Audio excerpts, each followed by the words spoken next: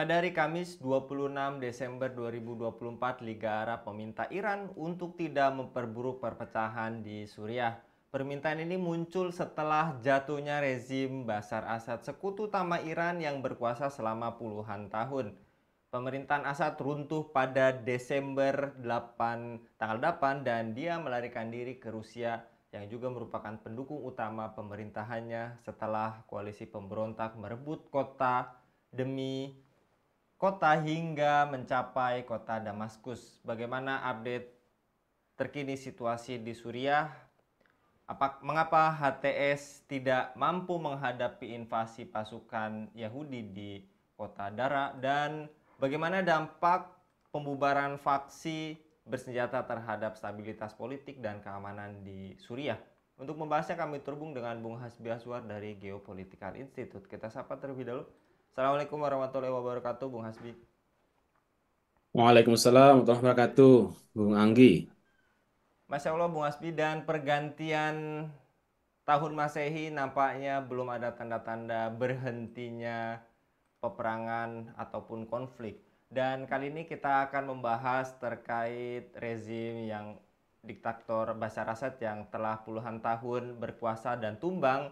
Kemudian juga perang ini berakhir setelah adanya sejumlah pihak yang terlibat untuk menjatuhkan Assad serta kekuasaannya di partai Baath yang dinaunginya. Salah satunya partai yang biasa dikenal HTS. Bagaimana menurut Anda update situasi terkini kondisi Suriah, Bung? Baik, Bung Anggi. Bismillahirrahmanirrahim. Para pemirsa sekalian.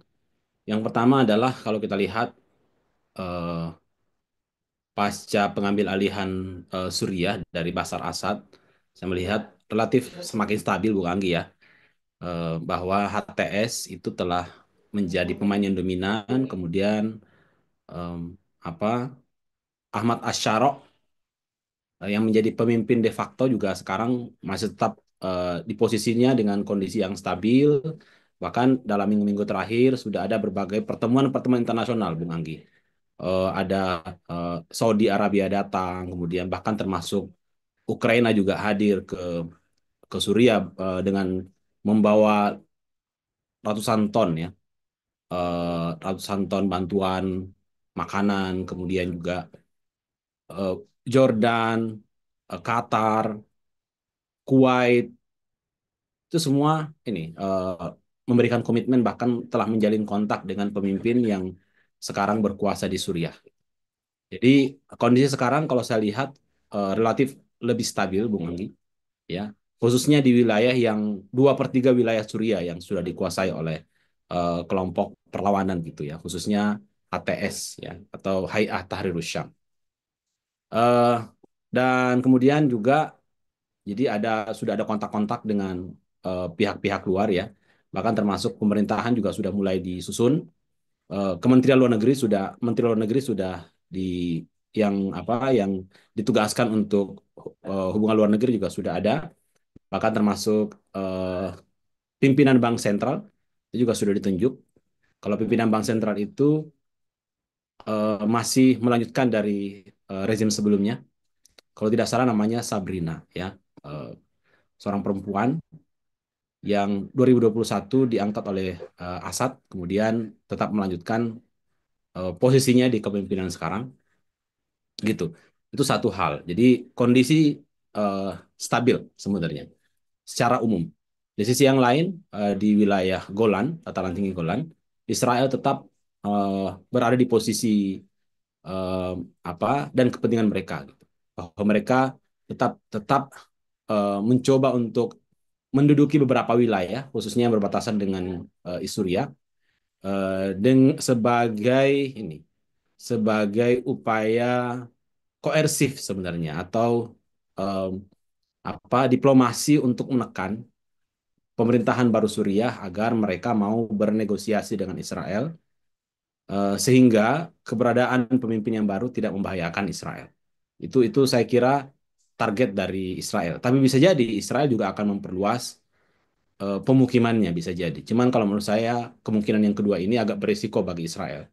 Karena itu akan malah memancing munculnya kelompok-kelompok perlawanan baru gitu ya, yang akan melakukan serangan-serangan kepada Israel. Gitu. Jadi kemungkinan yang kedua ini menurut saya agak relatif lebih kecil ya. Walaupun masih mungkin terjadi bahwa Israel memperluas pemukiman ke wilayah Suriah. Tapi kalau menurut saya relatif lebih kecil kemungkinannya. Kemungkinan yang menurut saya yang besar dengan presentasi besar itu baru ini Israel menguasai beberapa wilayah sebagai posisi tawar kepada pemerintahan baru Suriah untuk mendapatkan jaminan bahwa pemerintahan baru Suriah tidak akan melakukan serangan kepada Israel atau mereka pemimpin pemerintahan baru Suriah menjamin bahwa Suriah tidak akan menjadi tempat bagi kelompok-kelompok perlawanan terhadap Israel. Nah, saya kira itu target yang diinginkan oleh Israel. Kemudian di sisi utara timur, di wilayah yang berbatasan dengan Turki, sampai hari ini Turki termasuk SNA, ya, militer Turki termasuk Syrian National Army, koalisi utama Turki di Suriah itu tetap melakukan serangan-serangan dengan SDF ya, Syrian Defense Force, yang mereka menganggap bahwa apa kelompok-kelompok beberapa kelompok Kurdi yang dianggap teroris di sana seperti YPG atau juga PKK itu eh, itu alasan Turki untuk mereka hancurkan gitu ya SDF. Tapi intinya sebenarnya adalah kalau kalau saya lihat Turki itu ingin memastikan bahwa eksistensi Kurdi, kelompok Kurdi di wilayah itu tidak itu semakin lemah secara militer dan mereka tidak berpotensi mengacaukan atau menimbulkan ketidakstabilan terhadap pemerintahan baru Suriah. Kalau saya melihat ada dua kepentingan utama Turki di wilayah utara sehingga Turki tetap melakukan serangan dan melemahkan SDF. Yang pertama adalah Turki itu mensupport pemerintahan baru Suriah dengan cara melemahkan SDF agar potensi ancaman militer mereka semakin berkurang. Dan yang kedua adalah SDF tidak SDF lemah sehingga mereka tidak punya lagi kekuatan untuk melakukan gangguan-gangguan terhadap kepentingan Turki atau Turki sendiri. Karena wilayah SDF ini kan wilayah yang berbatasan langsung dengan Turki. Nah, itu kira-kira update yang bisa kita lihat ya, Bung Anggi. Yang pertama tadi, secara keseluruhan kondisi Suriah sudah stabil, pemerintahan baru itu sudah mulai melakukan berbagai macam kontak-kontak dan kerjasama. Dan yang ketiga, tetap masih ada konflik-konflik, peperangan, eh, bom-bom di wilayah utara maupun di wilayah wilayah selatan sebelah barat yang berbatasan dengan Israel, Bung Anggi. Nah, tapi eh, poin tambahan lagi adalah bahwa beberapa pengamat itu mengatakan begini bahwa beberapa minggu setelah Ahmad Asyaraf bersama Ateis itu menguasai Suriah, itu beberapa kebanyakan yang datang dan melakukan kontak dengan Suriah itu adalah negara-negara yang berkoalisi dengan Barat itu. Eh, Baik di Timur Tengah maupun Eropa ya termasuk Amerika tentunya, Ukraina ya gitu. Kita belum melihat misalnya Cina maju, kemudian Iran maju, termasuk juga Rusia maju. Jadi kecenderungannya memang kelihatannya Barat ini berupaya untuk lebih dominan melakukan pendekatan terhadap Suriah agar sisa-sisa dari kepentingan Iran maupun Rusia itu bisa diminimalisir. Tapi meskipun demikian, Ahmad Asyara itu kelihatannya itu tidak mau ini ya, tidak mau jatuh ke dalam pengaruh satu pihak gitu. Karena Ahmad Asyara sudah menyampaikan bahwa hubungan antara Suriah dan Rusia selama ini itu sudah sangat saling bergantung gitu. Ada banyak proyek di Suriah di mana Rusia itu mensupport banyak gitu, termasuk pembangkit listrik, termasuk bahkan kekuatan-kekuatan militer yang dimiliki di Suriah itu itu juga dari Rusia. Nah, tapi dari pernyataan-pernyataan politik Ahmad Asyara itu jelas sekali bahwa Ahmad Asyara itu kelihatan tidak mau eh, dipengaruhi oleh satu pihak. Jadi tetap ingin bermain di tengah ya. Kalau dalam perspektif politik luar negeri Indonesia itu adalah politik bebas aktif atau mendayung di antara dua karang. Jadi ada dua kekuatan besar yang berupaya untuk mendekati, tapi eh, negara itu tidak mau terlibat dalam salah satu. Tetap fokus netral, independen dengan prinsip kepentingan nasional. Nah, saya kira visi ini yang hari ini saya kira dilakukan oleh Ahmad Asyaraf, pemimpin de facto dari HTS. Jadi fokus pada kepentingan nasional, dan apa namanya tetap membuka diri untuk mau bekerja sama dengan baik dari kubu Barat maupun kubu Rusia. Nah, demikian Bung Anggi. Yang dari Anda paparkan tadi, bagaimana lantas hubungan HTS dengan Turki serta Amerika? Apakah mencerminkan kepentingan nasional Suriah atau justru menciptakan hegemoni, Bung? Ya, yang pertama jelas ya, karena Ahmad Asyara itu dari awal, itu memang sejak menguasai Idlib 2017, HTS itu kan memang ingin menegakkan atau menjadikan negara yang stabil gitu. Dengan fokus mengembangkan atau memenuhi kebutuhan masyarakat Suriah.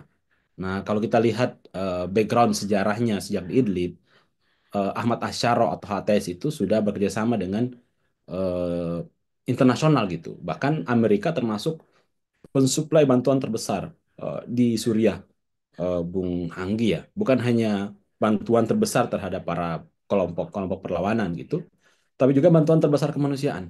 Dan saya kira juga kurang lebih pasti akan masuk ke Idlib juga waktu itu yang dikuasai oleh HTS gitu. Dan PBB juga sudah bekerja sama dengan HTS untuk misi kemanusiaan di Idlib waktu itu. Nah, jadi eh, kelihatannya apa namanya ya Ahmad Asyara itu dan HTS itu fokus untuk kepentingan nasional Suriah gitu. Dan faktanya selama ini yang paling banyak mensupport kepentingan kemanusiaan di Suriah itu kalau kita lihat ya sepanjang yang saya tahu adalah ya Amerika gitu bersama PBB. Nah, apakah ini akan menghegemoni? Tentunya ya no freelance, tidak ada makan siang gratis. Tentunya kepentingan Amerika adalah membujuk pemimpin yang terpilih, Ahmad Syaro, agar supaya pemimpin yang baru ini tidak apa namanya tidak membuat kebijakan-kebijakan yang beroposisi atau merugikan kepentingan Amerika dan Barat gitu. Nah, tapi begini, walaupun ada upaya hegemoni dari Barat, tapi kan pilihannya ada di pemerintahan Suriah. Apakah mereka mau terjerat dalam perangkap tersebut atau berupaya untuk menjadi independen gitu. Nah, cuman walaupun berusaha untuk independen, eh, tapi ketergantungan terhadap Barat, maka itu akan menjadi sulit, Bung Anggi ya. Kita pengen independen, tapi kebutuhan-kebutuhan masyarakat banyak tergantung kepada Barat ya, susah independen. Gitu. Nah, tapi saya kira apa namanya itu yang diinginkan oleh Barat ya, mensuplai dalam banyak hal, menggiring berbagai koalisi baik dari koalisi di Timur Tengah, Irak, termasuk Irak bahkan ya, Irak, Qatar, Kuwait, Yordan, eh, Arab Saudi, bahkan Ukraina datang. Ukraina sudah bawa 500 juta ton kalau tidak salah gandum ke Suriah. Nah, jadi membuat Suriah ketergantungan dalam banyak hal terhadap Barat. Setelah itu, ketergantungan Suriah dalam hal kemanusiaan itu yang akan dijadikan sebagai alat untuk menekan pemerintahan Suriah. Gitu. Itu tujuan utama dari Barat. Dan walaupun ini sekali lagi, walaupun pemerintahan Suriah berupaya untuk independen menjadi agak sulit kalau mereka menjadi ketergantungan terhadap Barat. Gitu. Baik dalam aspek-aspek aliansi panjang kemanusiaan, bantuan makanan, obat-obatan dan lain-lain, termasuk juga dalam hal finansial atau masalah ekonomi. Itu Manggi. Beberapa fakta yang telah Anda jabarkan tadi, lantas mungkinkah Suriah akan menjadi inti dari negara Islam yang menyatukan seluruh umat dan mendapatkan kehormatan membebaskan Masjid Al-Aqsa, membantu saudara-saudara kita di Gaza, atau bahkan juga membebaskan seluruh wilayah Palestina ini, Bung? Nah, ada harapan besar Bu Anggi bahwa pemerintahan baru Suriah itu akan menjadi pemerintahan yang Islami, kemudian bisa menjadi poros perlawanan baru untuk membebaskan Palestina. Lebih baik daripada sebelumnya, ya kan? Kalau pemerintahan Assad itu kan walaupun tidak melakukan konfrontasi langsung dengan Israel, tapi kan setidaknya em, apa wilayah Suriah menjadi lahan yang subur bagi kelompok-kelompok perlawanan terhadap Israel. Gitu. Harapannya kan seperti itu, Bung Anggi ya, bahwa akan terjadi perubahan yang lebih positif pasca Assad. Gitu. Kalau di era Assad, ya walaupun kita tidak bisa mengatakan di era Assad itu baik ya, karena masyarakat kan luar luar biasa penderitaan mereka. Tapi kalau kita lihat dari aspek perlawanan terhadap Palestina, Assad itu pemerintahan Assad itu kan tidak ini ya, tidak membatasi gitu. Kalau banyak kelompok-kelompok perlawanan Palestina yang ada di sana gitu. Termasuk juga memfasilitasi dukungan-dukungan militer misalnya melalui wilayah kawasannya dari bantuan Iran ke mana ke Hizbullah misalnya, termasuk juga Hamas dan seterusnya. Nah, ada harapan bahwa di era Suriah sekarang itu lebih baik eskalasinya. Maksudnya, rezim yang ada sekarang bukan hanya membiarkan atau mendukung kelompok-kelompok perlawanan terhadap Israel, tapi juga bahkan rezim yang ada sekarang melakukan intervensi langsung. Nah, ada harapan seperti itu. Akan tapi, Bung Anggi, kalau kita lihat dari gestur politik dan pernyataan-pernyataan politik Ahmad Asyaro beberapa minggu terakhir, saya lihat fokus dalam beberapa waktu terakhir ini, bahkan mungkin dalam beberapa bulan ke depan, itu stabilisasi domestik, Bung Anggi. Ya, stabilisasi domestik dulu. Gitu. Dengan cara kontak dengan berbagai macam pihak.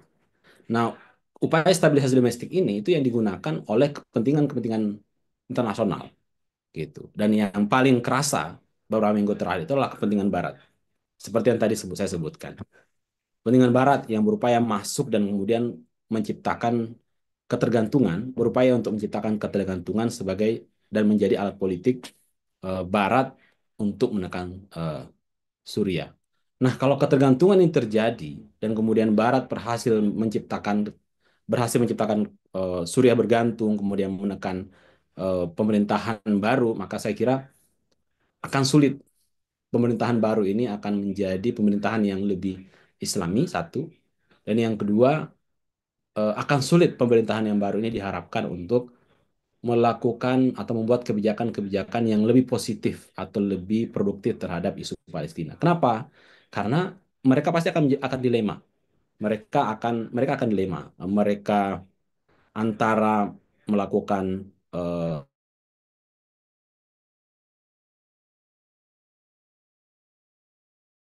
perlawanan terhadap Israel dan kemudian memerdekakan Palestina. Itu satu ya. Memilih itu atau memilih itu tapi dengan konsekuensi Barat menarik diri. Nah, kalau kondisinya Suriah sudah bergantung sama Barat dan koalisinya, dan ketika pemerintahan Suriah itu melakukan jihad misalnya,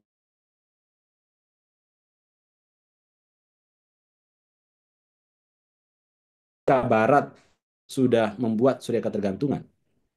Dan kemudian setelah itu Ahmad Asyarok misalnya ingin menyerang Israel, dan kemudian Barat mengancam, ya kalau Anda menyerang Israel, maka kami akan embargo Anda dengan menghentikan semua bantuan kemanusiaan.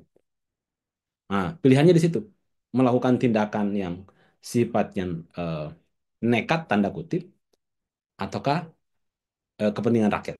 Nah, kalau kita lihat untuk waktu-waktu ini, Bung Anggi, kalau saya melihat gestur politik dari pemerintahan baru Suriah, itu mereka lebih fokus kepada fokus kepada kepentingan nasional dulu, gitu, ya. Kepentingan nasional dulu, stabilitas domestik, kepentingan nasional.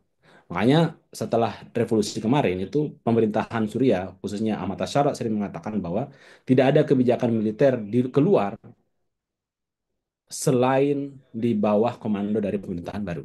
Satu. Yang kedua, pemerintahan baru Suriah mengatakan bahwa pemerintahan baru Suriah tidak akan membuka front peperangan baru, apalagi peperangan dari luar. Karena kita sudah terlalu lelah, terlalu habis dengan perang. Gitu. Makanya kita, jadi sudah banyak pernyataan-pernyataan begitu, Bung Anggi, kan? Artinya dalam waktu dekat ini tidak ada upaya untuk melakukan serangan-serangan, termasuk mendirikan kekuasaan itu berpotensi membuat Barat takut dan kemudian marah dan kemudian menghentikan bantuan-bantuan kemanusiaan ke Suriah. Gitu. Seandainya nih, kalau kita berandai-andai, ya, seandainya Barat ternyata gagal menciptakan ketergantungan terhadap pemerintahan baru Suriah, dan ternyata pemerintahan baru Suriah itu berupaya untuk inklusif atau mendekat ke Barat sebagai hanya strategi pragmatis saja. Maksudnya gini, untuk sekarang kepentingan sekarang adalah kepentingan domestik. Setelah kondisi stabil, setelah itu ternyata Ahmad Asyarok memimpin jihad kepada Palestina. Itu bisa terjadi, itu sangat mungkin terjadi. Nah, cuman saya kira Bung Anggi, Barat dan sekutunya itu berupaya untuk mengamati, mengawasi pemimpin dan pemerintahan baru Suriah 24 jam. Gitu. Dan ketika itu terjadi, ketika ada gestur-gestur politik yang berpotensi mengancam kepentingan Barat di sana, maka ada banyak kemungkinan yang mereka bisa lakukan. Ya, yang pertama mereka bisa membunuh diam-diam pemerintahan baru Suriah, pemerintah termasuk Asyarot dibunuh, atau bahkan dikudeta bisa jadi, ya, atau bahkan yang ketiga digempur dengan alasan menggempur ISIS. Dengan alasan apa? Dan ini pernah terjadi, Bung Anggi, ya. Saddam Hussein udah pernah hampir dibunuh tapi gagal. Dan ternyata baru berhasil digulingkan pada saat perang 2003 kemarin. Udah digempur dua kali kan? Tahun 90-an digempur juga perang Teluk Satu. Kemudian setelah itu dalam perang Irak 2003 baru ditaklukkan dengan alasan demokratisasi, alasan senjata pemusnah massal yang ternyata tidak terbukti. Jadi Amerika bisa menggunakan cara-cara itu ketika melihat rezim Suriah itu ternyata tidak bisa dipercaya gitu. Dan saya melihat Bung Anggi, jadi Barat itu punya fobia terhadap Islam sebenarnya. Bahwa mereka tidak akan pernah bisa percaya terhadap kelompok-kelompok Islam ketika menjadi pemimpin. Kita melihat bagaimana Mursi 2012 itu pada saat menjadi presiden tapi beliau itu kan kartu yang bikin Barat tidak percaya kan karena beliau akar politik beliau dari Ikhwanul Muslimin. Tapi Mursi kalau kita lihat kan berupaya untuk menjadi sangat moderat, sangat terbuka, bahkan kabarnya sudah ada kontak-kontak dengan Israel. Tapi apa yang terjadi? Barat tidak pernah percaya terhadap kelompok Islam, partai-partai Islam. Sehingga Mursi baru setahun, 2 tahun digulingkan oleh pemerintahan atau oleh militer. Ini bisa saja terjadi di Suriah ya. Saya saya saya yakin eh, kalau kita melihat track record atau bagaimana sih keyakinan Barat terhadap kelompok politik Islam, mereka tidak pernah percaya. Mereka itu selalu pengen bahwa yang memimpin di negara-negara Timur Tengah itu adalah khususnya ya pemimpin-pemimpin sekuler gitu. Gitu. Kalau ternyata yang memimpin Suriah nanti adalah apa kalau ternyata ada gelagat-gelagat lebih Islami di Suriah, itu Amerika akan mengupayakan satu, melakukan pembunuhan sembunyi-sembunyi, apakah pembunuhan di helikopter, di pesawat, ditembak, dibom seperti Ismail Haniyah, atau bisa jadi digulingkan oleh faksi-faksi militer yang lain dan terjadi perang saudara. Atau kalau itu ternyata gagal, akan diperangi oleh koalisi internasional dengan berbagai alasan. Bisa alasan terorisme, bisa alasan demokratisasi, bisa alasan lain-lain. Itu yang dilakukan Bu Anggi. Cuman kalau menurut saya begini, kita tidak boleh seharusnya para kelompok pejuang di Suriah itu tidak boleh takut ya, gitu. Tidak boleh takut dengan berbagai ancaman-ancaman itu gitu, dengan berbagai kemungkinan-kemungkinan itu. Yang penting saya kira adalah ya kalau mereka memang mau melakukan hal yang positif, ya mereka harus istiqomah dan siap untuk melakukan perjuangan dan perlawanan dan bersiap untuk menghadapi berbagai tantangan dari musuh-musuh. Itu Bung Anggi.